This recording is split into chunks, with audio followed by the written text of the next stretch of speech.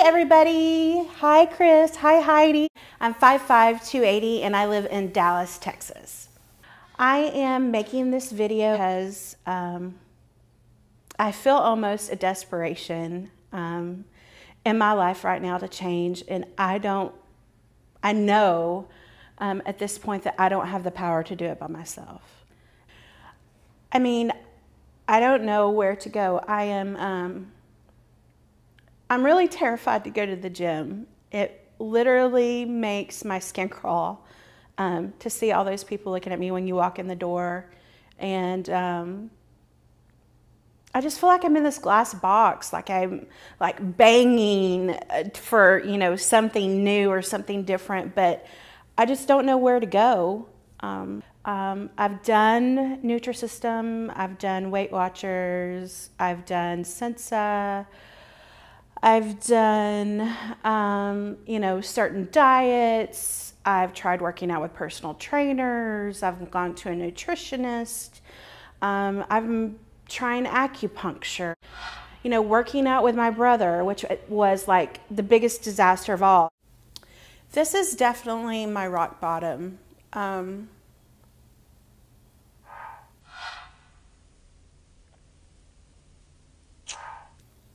I turned 40 this year. I always thought that I would be married with kids, and I'm single, so that's hard. I emotionally and mentally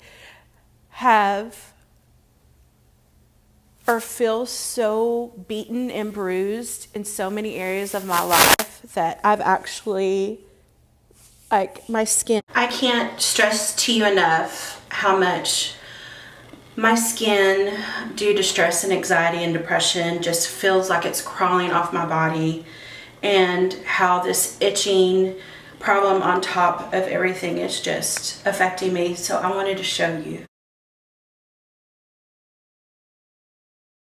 Ask for help. I don't want to burden anybody. I just, so I just sit in this like horrible place. I don't think I'm pretty. I don't like my body. I certainly don't like my body now. I don't leave the house without long sleeves and leggings on everywhere I go. I have people ask me, what's on my skin. I don't even know what to say to them anymore. I just really, really don't. It just hurts my heart. The dermatologist, I've been to so many doctors. I've been to my primary care. I've been to a specialist, one of the best at Baylor. So over the last 5 to 6 months, I've had this horrible skin condition that I showed you. This is the depression medicine, the anxiety medicine, the antibiotic, the steroid cream. And they're basically telling me there's nothing they can do for me, that they're just gonna have to find some happy pill combination. And I don't wanna be on happy pills. I wanna be happy. And that's why I'm here. I think people's perception of me is very happy, but when I come home and I close the door, I am so not that person. And it's not that I'm faking it.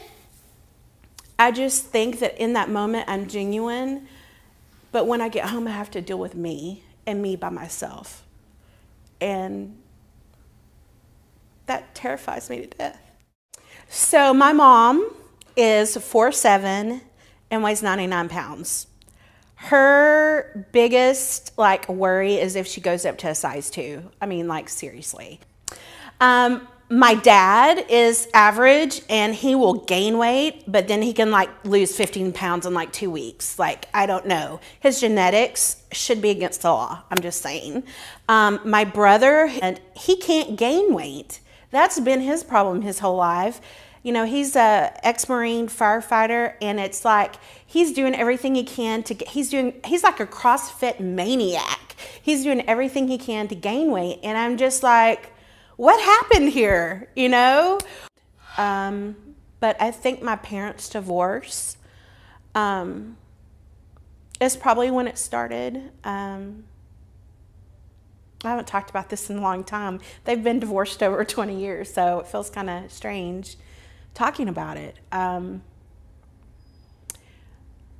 my parents were married 16 years, and my mom, because of her small stature, could always get pregnant but could never carry a baby full term.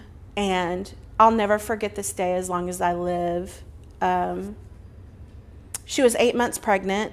They had adopted Trevor and I, and we were so excited that Mom was finally going to get to have a baby that was her and Dad's, and you know, we were so excited to be a family of 5. And my mom was either coming home from work, going to work. I was like in the 3rd or 4th grade, so I don't remember exactly, but a senile man hit her head on in a car going the wrong direction. And Dad took me to the hospital, and the baby still had a heartbeat, and they made her stay overnight, and the heartbeat went away.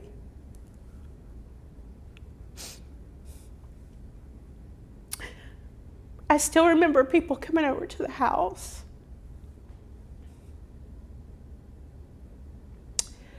And it wasn't long after my mom had to give birth to a stillborn baby that my parents' marriage ended. You know, Mom didn't think Dad loved her anymore. She felt such a loss. The baby would have been a boy. And she just felt like she had let my dad down. And, you know, there's just, you know, I'm sure my dad has a different perspective. But I've talked in depth with my mom about this. And I really do feel like that was a defining moment for me, to see that kind of loss. And then the divorce itself wasn't that pretty as far as how things went. And it was a struggle to cope. Yeah, my dad is dealing with prostate cancer.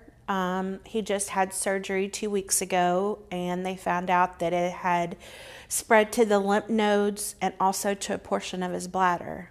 So he had surgery to remove it, and he is recovering now, and he's in a lot of pain. There's a lot of emotions and issues that come up with that type of cancer that's very hard on a man. And so my heart just breaks for him. I have not dealt well with the cancer diagnosis. You know, no kid wants to hear that their parent has cancer. He's been very depressed, and that's been hard to see because my dad has always been the rock.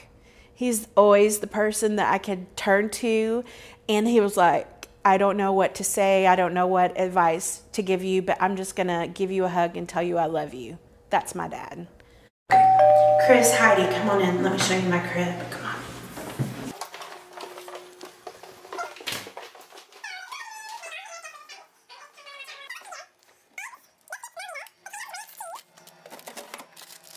Here's the part that I'm scared to show. It's the vegetable drawer. It's probably growing. Yeah, I don't think those mushrooms are good anymore.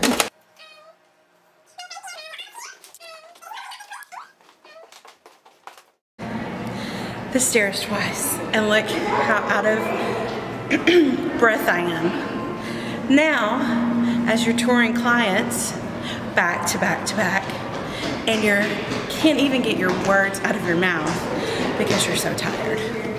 Welcome to my life.